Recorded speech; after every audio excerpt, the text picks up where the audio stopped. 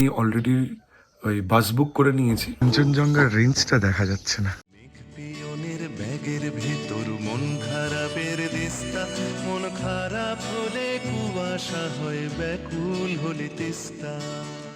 এটা একটা নতুন এদের মানে চিটিংবাজি শুরু হয়েছে। বাংলাদেশ থেকে অনেকে বেড়াতে এসেছে, তারা আমাদের দেশের সম্পর্কে কি ভাবছে।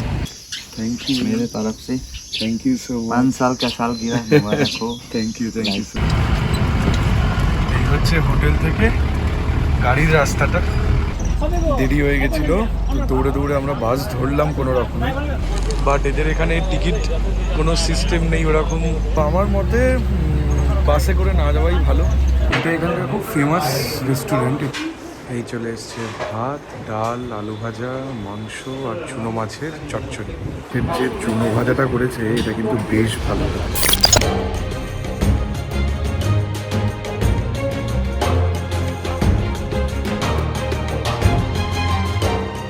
Good morning.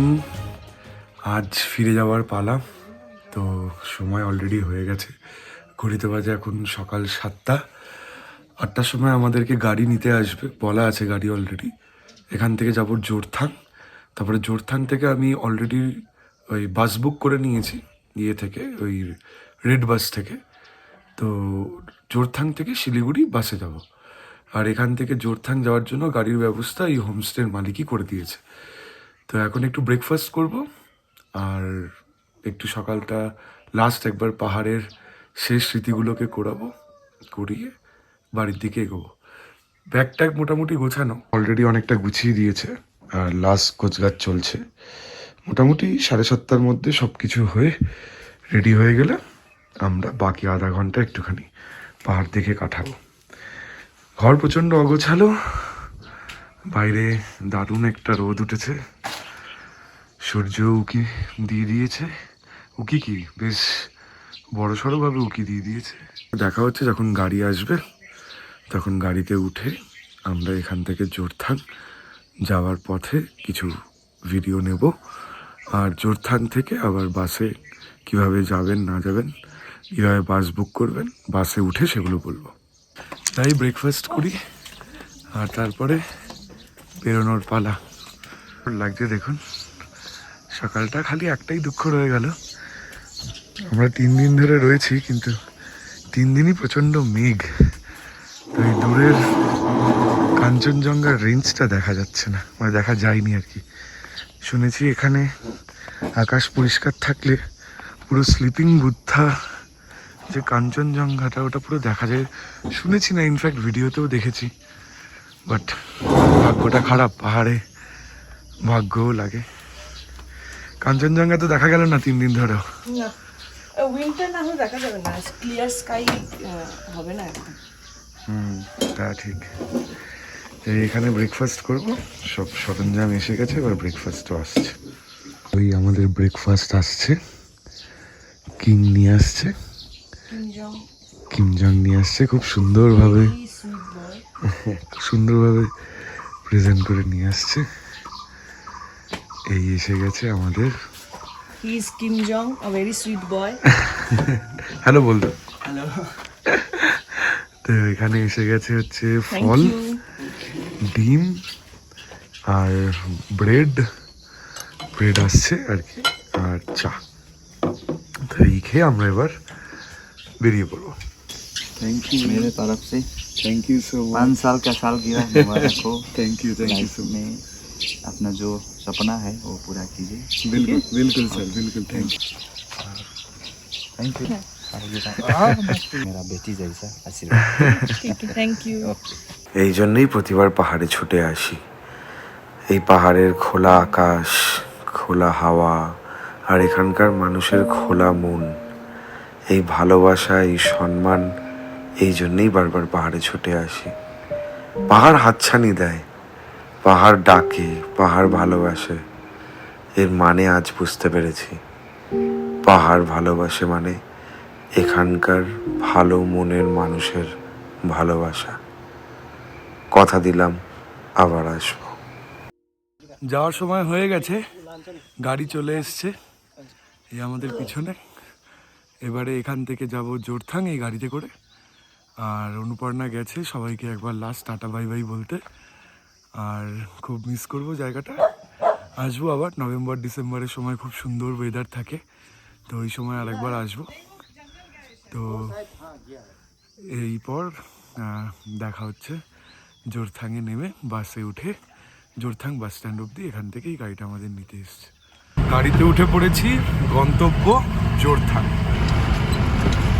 এই হচ্ছে হোটেল থেকে গাড়ির রাস্তাটা। আমরা যে রাস্তা দিয়ে এসেছিলাম ওটা তো শর্টকাট ছিল, তাই জন্য আমরা হেঁটে এসেছিলাম, বাট এটা হচ্ছে গাড়ি যাওয়ার রাস্তা।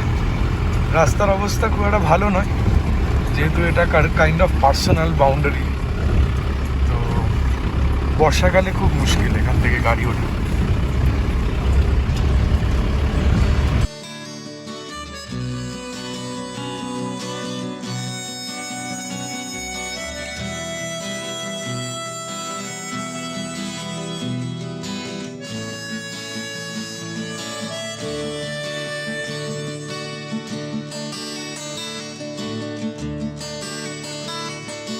মেঘ পিয়নের ব্যাগের ভেতর মন খারাপের দিস্তা, মন খারাপ হলে কুয়াশা হয়, ব্যাকুল হলে তিস্তা।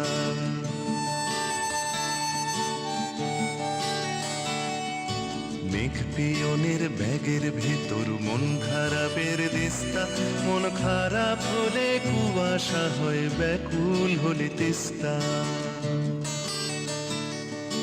মন খারাপের খবর আসে,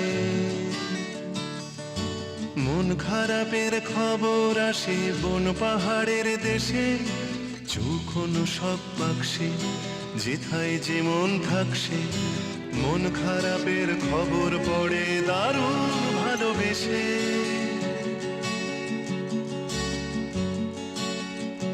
মেঘের ব্যাগের ভেতর ম্যাপ রয়েছে মেঘ পিয়নের পাড়ি, পাকদণ্ডী পথ বেয়ে তার বাগান ঘেরা বাড়ি।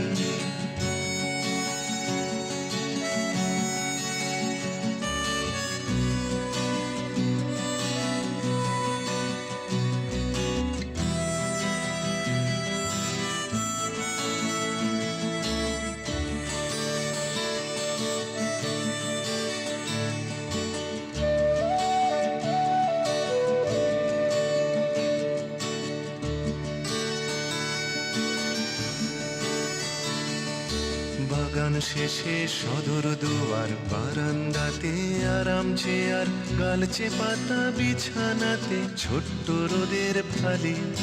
সেধা এসে মেঘ পিয়নের সমস্ত ব্যাগ খালি।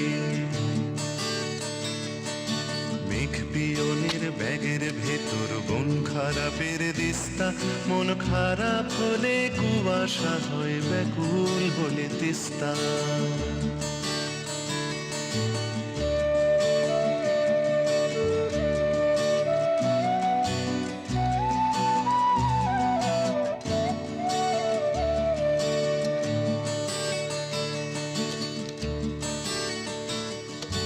দেয়াল জুড়ে ছোট্ট রোদের ছায়া বিশাল কায়, নিষ্পলকে ব্যাকুল চোখে তাকিয়ে আছে ঠায়। কিসের অপেক্ষায়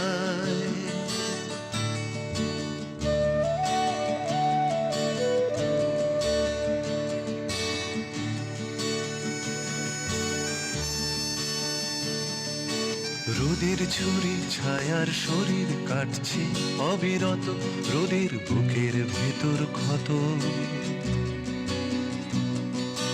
রোদের ছুরি ছায়ার শরীর কাটছে অবিরত, রোদের বুকের ভেতর ক্ষত। সেই বুকের থেকে টুপ টুপ টুপ নীল কুয়াশা ঝরে, আর মন খারাপের খবর আসে আকাশে মেঘ করে। সারা আকাশ জুড়ে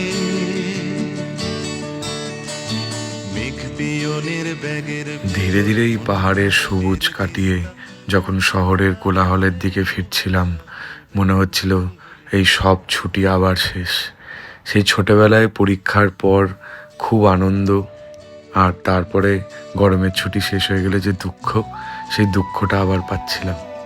মনে হচ্ছিল একটু পরেই শহরে গিয়ে পাখির কলরব আর শুনতে পাবো না, শুরু হবে আবার প্যাঁ পুঁ এইসব বাসের আওয়াজ। তো দেরি হয়ে গেছিল, তো দৌড়ে দৌড়ে আমরা বাস ধরলাম কোনো রকমে। এই হচ্ছে বাস জোরথাং থেকে শিলিগুড়ি যাওয়ার। বাসের অবস্থা খুবই খারাপ। আমরা অনলাইনে টিকিট বুক করেছিলাম 1 আর 2, বাট এদের এখানে টিকিট কোনো সিস্টেম নেই ওরকম। কি ঠিক টিকিট কাটা হয়েছে, কোথা থেকে কাটা হয়েছে, প্রথমত তো ওরা অনলাইনে টিকিট কাটা হয়েছে এটা শুনেই অবাক হয়ে গেছিলো যে অনলাইনে আবার টিকিট কাটা হয় নাকি। তারপরে অনেক বুঝিয়ে টুঝিয়ে যে হ্যাঁ আমরা অনলাইনে টিকিট কেটেছি, অলরেডি পয়সা পে করা হয়ে গেছে, আর 1 আর 2 নম্বর সিট আমাদের, এসব বুঝিয়ে টুঝিয়ে তারপরে আমরা বাসে উঠেছি। তো এক সেকেন্ড, এত অবস্থা খুবই খারাপ, মানে বাসের অবস্থাও খুব খারাপ আর এদের সিস্টেমও খুব বাজে আর কি। এরা জানেই না ঠিক কোন বাসটা কী ব্যাপার, কিসে করে যাওয়া হবে বা কে কোন টিকিটে যাবে, মানে ইটস ভেরি লোকাল আর কি। মানে বাসটা একদমই বাস নয়, লোকাল বাস। তো আমার মতে বাসে করে না যাওয়াই ভালো, সস্তা বাস, আর এক্সপিরিয়েন্সটা একবার নেব বলে বাসের টিকিট কাটা। যেটা রিজার্ভ গাড়িতে গেলে বা শেয়ার ট্যাক্সিতে গেলে কম্প্যারেটিভলি জার্নিটা অনেক স্মুথ হয় এবং সহজ হয়। এবার বাকি কি হয় দেখি, শিলিগুড়ি পৌঁছাতে পৌঁছাতে আরও অনেক কিছু বোঝা যাবে। আমি প্রথমবার সিকিমের এই ট্রান্সপোর্টেশন মানে ন্যাশনালাইজ ট্রান্সপোর্টেশন সিস্টেমের বাস ইউজ করছি। ঠিক কীরকম হবে সেটা এক্সপিরিয়েন্সটা আপনাদেরকে শেয়ার করবো। যেটা বলছিলাম বাস কী করে বুক করতে হয়, তো বাস বুক করার খুব সহজ পদ্ধতি হচ্ছে আপনি রেড বাস সার্ভিস যে পাওয়া যায় অনলাইনে গুগলে, ওখানে গিয়ে জোরথাং থেকে শিলিগুড়ি বা গ্যাংটক যাওয়ার বাস বা সিকিমের যে কোনো জায়গায় যাওয়ার বাস ওখান থেকে বুক করা যায় অনলাইনে। পেমেন্ট ওখান থেকেই করা যায়, খালি এক্সট্রা একটা চার্জ নেয়, গেটওয়ে চার্জ। এমনি টিকিটের যা দাম তার থেকে 10-20 টাকা 30 টাকা পার হেড এক্সট্রা নেয়। আর এই বাস বুক করে আপনি নির্দিষ্ট স্টেশনে বাস স্টেশনে টাইমে পৌঁছে গেলে কাউন্টারে টিকিট দেখালে সেই বাসে আপনি উঠতে পারবেন। যদিও আমাকে একটু বেগ পেতে হয়েছিল এখানে বোঝাতে যে অনলাইনে টিকিট কেটেছি, তো একটু হাতে 10-15 মিনিট টাইম নিয়ে আসবেন তাহলে সুবিধা হয়। আমরা একদম মানে 10:30টায় বাস ছাড়ার কথা, 10:27 পৌঁছেছি, তাই একটু অসুবিধা হয়েছে, বাট বাকি ইজ স্মুথ। তো চলুন যাই, শিলিগুড়িতে পৌঁছে তারপরে কীভাবে শিলিগুড়ি থেকে কলকাতা ফিরবো এখনও জানি না, কোনো টিকিট বুক করা নেই, গিয়ে দেখছি। পিছনে দোকানটা দেখছেন, এখানে আপনি যাই নেবেন 5 টাকা বেশি দিতে হবে। এটা একটা নতুন এদের মানে চিটিংবাজি শুরু হয়েছে। আর নেওয়ার আগে বলবে না, নেওয়ার পরে বলবে আপনাকে যে 5 টাকা বেশি দিন। তার কারণটা বলুন। কারণ কি? কারণ হচ্ছে যে আমরা ফ্রিজে যেহেতু রেখেছি, ঠান্ডা করেছি, তাই জন্য 5 টাকা এমআরপির চেয়ে বেশি দিতে হবে। সে জল নিন, কোল্ড ড্রিঙ্ক নিন, যাই নিন। আর সব থেকে যেটা বাজে জিনিস, এখানে বাইরের দেশের থেকে অনেকজন লোক এসেছে, বাংলাদেশ থেকে অনেকে বেড়াতে এসেছে। তারা আমাদের দেশের সম্পর্কে কি ভাবছে, যে লেখা আছে এমআরপি 25 ধরুন একটা কোনো কিছুর, ও নিচ্ছে 5 টাকা বেশি নিচ্ছে। 5 টাকাটা বড় অ্যামাউন্ট নয়, কিন্তু এটা একটা আনএথিক্যাল প্র্যাকটিস, যেটা আমাদের মনে হয় এই দোকানগুলোর জন্যই না, মানে আমাদের ইন্ডিয়ার নাম খারাপ হয় বাইরের দেশের কাছে। তো এগুলো বন্ধ করা উচিত, প্রোটেস্ট। এখন এই দোকানটা, আমরা ইন্ডিয়ানরা কিন্তু জুগাড়ু লোক। এই ব্যাগটা বারবার পড়ে যাচ্ছিল, তাই এইভাবে বেঁধেছি যাতে আর পড়ে না যায়। আর টুপিটা রাখার এটা একটা স্ট্যান্ড। বাস থেকে নেমে গেছি, এখন খেতে এসেছি একটা রেস্টুরেন্টে, এটা হংকং মার্কেটের ভেতরে। এটা এখানকার খুব ফেমাস রেস্টুরেন্ট, এটার নাম আদি কল্পনা রেস্টুরেন্ট। তো এখানে আমরা দুজনেই অর্ডার করেছি মটন থালি, মানে 4 পিস করে মটন প্লাস একটা ভেজ থালি। তো প্রচুর মটন খাবো, 4 পিস 8 পিস মটন খাবো, কেন অনেক দিন ধরে অনুপর্ণা মটন খাইনি, তাইও মটন খেতে ইচ্ছে করছে, আমারও তাই। এই চলে এসছে ভাত, ডাল, আলু ভাজা, মাংস আর চুনো মাছের চচ্চড়ি। এই মাছের যে চুনো ভাজাটা করেছে এটা কিন্তু বেশ ভালো খেতে। আমি এটা দিয়েই 1 থালা প্রায় ভাত খেয়ে ফেলেছি, এখনো মাংস খাওয়া বাকি। মাংসটা অতটা ভালো না, নুন বেশি আর অতটা নরম না, মানে এই যে ছিটছি অতটা নরম না। দেখুন এমনি মাংস এমনি এরকম ছিললে গলে যাওয়ার কথা, সেটা নয়। ঠিক আছে, তাড়াতাড়ি করে কেনাকাটা করলাম, ব্যাগ ফ্যাগ আরও অনেক কিছু। অনুপর্ণাও কয়েকটা জিনিস কিনলো হংকং মার্কেট থেকে। এই শিলিগুড়ির হংকং মার্কেটটা খুব সস্তায় অনেক জিনিস পাওয়া যায়। তো এই এখন বাসে উঠে পড়েছি, ঘড়িতে বাজে 5:22, আর মোটামুটি 10-15 মিনিটে বাস ছাড়বে। অলরেডি ছাড়তে শুরু করে দিয়েছে নাকি? ও না না, জাস্ট একটু এগুলো। হ্যাঁ, তো এই এটা হচ্ছে একদম রয়্যাল ক্রুজারের কাউন্টারটা হচ্ছে ওই তেনজিং নর্গে যে বাস স্ট্যান্ডটা আছে ওর পাশেই। ওখান থেকে বাসটা ছাড়ছে 5:35-এ। আর এটা আমি বুক করেছিলাম মেক মাই ট্রিপ থেকে। মেক মাই ট্রিপের অ্যাপ থেকেও বাস বুক করা যায়। আর এটা পৌঁছবে গিয়ে হচ্ছে সকাল 6:35, মানে নেবে 13 ঘন্টা। না, এটা মেক মাই ট্রিপ থেকে করেছি। রেড বাস থেকেও করা যায়, মেক মাই ট্রিপ থেকে করেছি।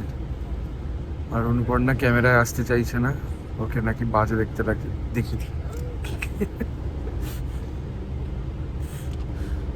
তো এই বাস ছাড়ছে, ঘোরা হলো, পাহাড়ের হাতছানি হলো, সব হলো। এখন মন খারাপের পালা। আমি ফিরে যাচ্ছি আবার ব্যাক টু কর্মাভূমি কলকাতা। আবার বেরোবো, কবে বেরোবো এখনো জানি না, বাট বেরোবো অবশ্যই। আপনাদেরকেও নতুন জায়গায় নিয়ে যাব, নতুন ব্লগ আসছে। পুরো সিরিজটা দেখার জন্য থ্যাংক ইউ সো মাচ। এই পুরো সিরিজটা এখানে শেষ করছি। আর নতুন কোনো জায়গায়, নতুন কোনো ডেস্টিনেশনে আবার দেখা হবে উইথ দ্য নীল গাই। চ্যানেলে নতুন হলে প্লিজ সাবস্ক্রাইব করে দিন, বেল আইকনটা প্রেস করতে ভুলবেন না। যদি ভালো লাগে লাইকটা প্রেস করে দেবেন, খারাপ লাগলে আপনাদের ভ্যালুয়েবল রেসপন্স দিন প্লিজ, এটা হেল্প করবে আমাকে আরও বেটার করতে। আর কমেন্ট করে অবশ্যই জানাবেন পুরো সিরিজটা কেমন লাগলো। যদি কিছু ইমপ্রুভমেন্ট পয়েন্ট থাকে প্লিজ শেয়ার করবেন। আর ব্যাস এই সবাই। পিয়নের পাড়ি পাকদণ্ডী পথ বে তার বাগান ঘেরা বাড়ি